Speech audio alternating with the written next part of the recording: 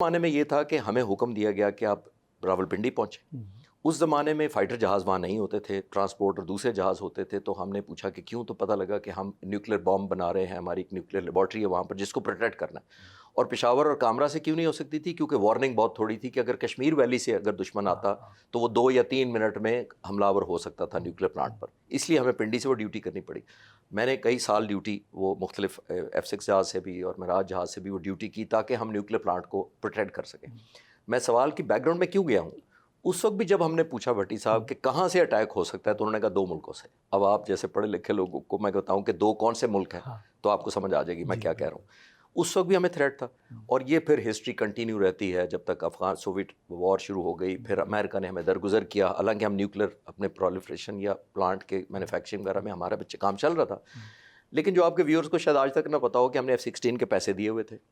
جب Soviet union چلا گیا تو $658 ملین ہمارے امریکہ کو ہم نے پے کیے ہوئے تھے نئے F-16 کے لیے، وہ روک لیے گئے. اس کے بدلے میں ہمیں کہا گیا گندم لے لیں. ٹھیک، ہمیں F-16 بھی روک دیے گئے. یہ JF-17 جس کی بعد میں بات کریں گے یہ بعد میں بنا تھا. اس رات جو آپ پرٹیکولر بات کر رہے ہیں اس بات ہمیں یہ خطرہ تھا کہ کیونکہ ہندوستان نے نیوکلیر اپنا دھماکہ کر دیا ہوا تھا تو خطرہ یہ تھا کہ اب سب کو پتہ ہے کہ اب ہم کریں گے اور ایکٹیویٹیز بھی سیٹلائٹ سے مانیٹر ہوتی ہیں. تو ہمیں یہ خطرہ تھا کہ امریکہ، اسرائیل یا انڈیا کوئی بھی یا کسی بھی کوریج میں وہ آ کر ہمارے نیوکلیر پلانٹ کو یا ہمارے اس پورے پروسیس کو جو نیوکلیر پلانٹ حملہ ہم نے دھماکہ کرنا ہے اس کو سیبوٹاج کر سکتے ہیں. اس دن پاک فضائیہ ہوا میں تھی. ہمیں پتہ تھا کہ آج کوئی پاسبلٹی ہے کہ ہمیں ہمارے اس پورے پروسیس کو سیبوٹاج کیا جا سکے. تو ہم پیٹرولنگ صرف اسی لیے کر رہے تھے کہ اگر کسی طرف سے بھی جا رہی ہے تو لیکن الحمدللہ ہم نے کامیابی سے پاک فضائیہ نے نہ صرف پروٹیکٹ کیا بلکہ اس جہازوں کو، کیونکہ ہمیں پنڈی سے نیوکلیر لیبارٹری سے ہم نے اکوپمنٹ اور ویپنز اور باقی چیزیں ٹرانسپورٹ کرنی تھی ٹو چاغی، تو ان جہازوں کو بھی پاک فضائیہ نے پروٹیکٹ کیا تھا. اور وہ جو اس وقت یہ خبریں آ رہی تھیں کہ کوئی F-15 ہیں وہ سری نگر ایئرپورٹ پہ آ چکے ہیں اور وہ کسی وقت بھی فلائی کر کے ادھر آئیں گے اور آ کے اٹیک کر سکتے ہیں، تو اس میں کوئی صداقت ہے؟ نہیں، F-15 تو نہیں کنفرم ہو سکا تھا، لیکن ہمیں یہ پتا تھا کہ اسرائیل اکیلا یا انڈیا کے ساتھ مل کر ہمیں حملہ آور ہو سکتا ہے. کیونکہ اگر اسرائیل انڈیپینڈنٹ اٹیک کرتا تو وہ اس کو کراچی یا جس کو گوادر پورٹ کی طرف سے آنا پڑتا، آل دا وے پاکستان سے گزرنا مشکل تھا. اگر ہندوستان کی طرف سے آئے تو وہ کشمیر ویلی کے اندر سے ہارڈلی 3 منٹ کی وارننگ تھی ہمارے پاس. تو پاک فضائیہ ان 10 سالوں میں جب تک ہم نے نیوکلیر اپنے اسٹیٹس حاصل نہیں کیا، وہ بہت سارے انسنگ ایسے ہیروز ہیں جنہوں نے پیٹرولنگ کی، کامبیٹ ڈیٹر کیا، اور بہت دفعہ ایسی بھی کوشش ہوئی کہ ان آئیڈینٹیفائڈ جہازوں کو چیلنج کیا گیا لیکن وہ بعد میں کچھ دوسرے ثابت ہوئے. لیکن 2 دفعہ تو مجھے اچھی طرح یاد ہے کہ ہم آل آؤٹ ایکسپیکٹ کر رہے تھے کہ اسٹرائک آئے گی کوئی ہندوستان سے لیکن یا اسرائیل کی طرف سے. لیکن الحمدللہ جب ان کو پتہ لگا کہ پاک فضائیہ اس حد تک الرٹ ہے.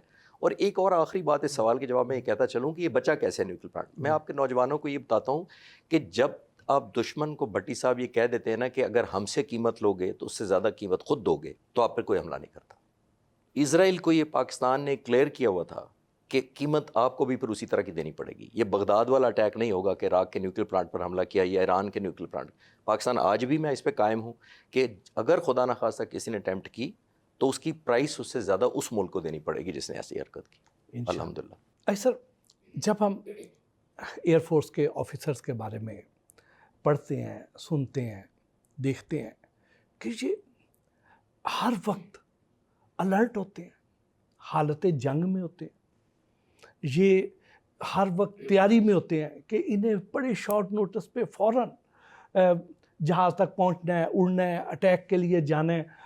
تو یہ جو اس حد تک چوکس ہوتے ہیں، اس حد تک الرٹ ہوتے ہیں، تو کیا ان کی زندگی بڑی کوئی مشینی سی، بڑی کوئی روبوٹک سی نہیں ہو جاتی ہے؟ تو کیا یہ کوئی ہنستے کھیلتے بھی ہیں، کوئی مذاق بھی کرتے ہیں، یا ہر وقت اسی طرح سیریس رہتے ہیں؟ نہیں، اپنا جب پروفیشن کا ذکر آتا ہے تو بہت سیریس ہوتے ہیں، لیکن پروفیشن کے اندر بھی بڑے نان سیریس ہوتے ہیں. پروفیشن کے اندر نان سیریس کیسے ہوتے ہیں؟ وہ اس لیے نان سیریس ہوتے ہیں کہ وہ اتنا طاری نہیں کرتے جنگ کو. آپ نے مجھے ایک یاد کرا دی بات، میں آپ کو بتاتا ہوں. 1971 میں ونگ کمانڈر سلیم بیگ مرزا اس وقت حیات ہیں، اللہ ان کو زندگی دے. وہ واحد پاکستان کے فائٹر پائلٹ ہیں 71 وار کے اور انڈیا کی طرف سے بھی جس نے 2 جہاز مارے. انہوں نے ہندوستان کے 2 جہاز پشاور کے اوپر مارا، اس کی ڈیڈ باڈی ہم نے بھیجی انڈین پائلٹ کی، اور ایک سری نگر پر مارا جس کو انہوں نے پرم ویر چکرا اپنا ہائیسٹ ملٹری ایوارڈ یعنی نشان حیدر کے ایکولنٹ دیا. تو 2 کنفرم کل ہیں. تو میں ان کا اپنی یوٹیوب ڈاکومنٹریز بناتا ہوں. میں آپ سے ذکر کر رہا تھا ایک دفعہ, تو میں نے ان سے بڑا انسسٹ کیا کہ اپنے جنگ کے بارے میں بتائیں, جو اس طرح انہوں نے لڑی, ہندوستان کے جہاز مارے, تو بڑے ریلیکٹنٹ تھے. اس لیے وہ کہہ رہے تھے یار اس میں کیا بات, میرا شوق بھی تھا اور میری جاب کا حصہ تھا کہ مارنا دشمن کو, تو میں نے مار دیا. وہ ایک دفعہ میں نے ان سے یہی سوال کیا, مجھے وہ بات یاد آ گئی. تو کہتے ہیں کہ میں نے کہا سر اتنا ہی سیریس آپ رہتے ہیں؟ تو انہوں نے کہا نہیں اتنا بھی سیریس نہیں رہتے.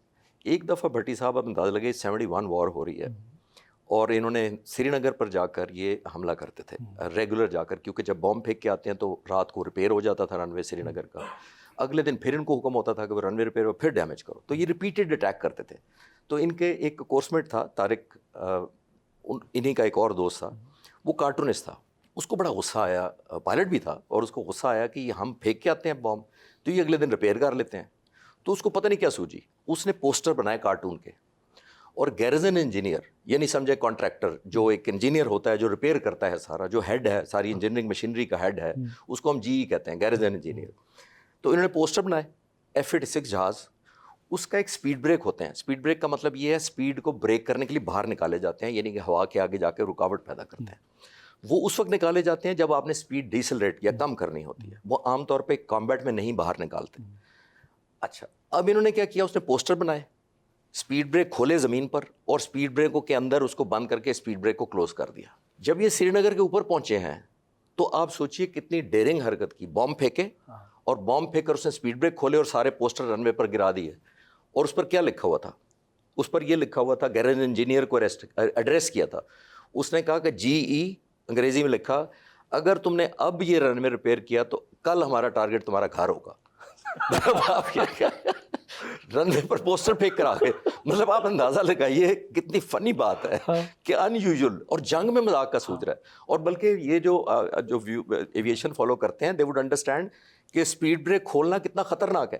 اس وقت جب ہم بام پھینک لیتے ہیں پھر ایکسلریٹ کرنا ہوتا ہے, پھر آپ نے ایگزٹ کرنا ہے, بھاگنا ہے وہاں سے. جتنی جلدی ہم نے کام کر دیا, جاب از ڈن, اس وقت آپ سپیڈ بریک نکال رہے ہیں, اپنی سپیڈ کم کر رہے ہیں صرف پوسٹر پھینکنے کے لیے. اب مطلب میں ہضم نہیں کر پا رہا تھا بات کو کہ اتنا ڈیرنگ اور اتنا لائٹر مومنٹس بھی جنگ کے اندر بھی ڈیورنگ دا وار, جب نیچے سے اینٹی ایئر گارڈ گن فائر کر رہی ہے, اوپر سے فائٹر جہاز آپ کو پکڑنے کے لیے آ رہے ہیں, اور آپ اپنے سپیڈ بریک کھول رہے ہیں جسٹ ٹو کریٹ فن.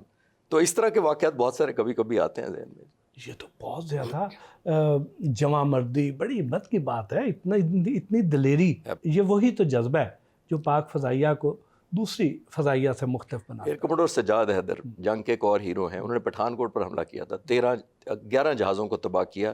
6 ستمبر 1965 پہلے دن فرسٹ اسٹرائک کی تھی, زمین پر سب کو تباہ کیا تھا, تقریباً 11 جہازوں کو زمین پر کھڑے کھڑے جا کے حملہ کیا تھا.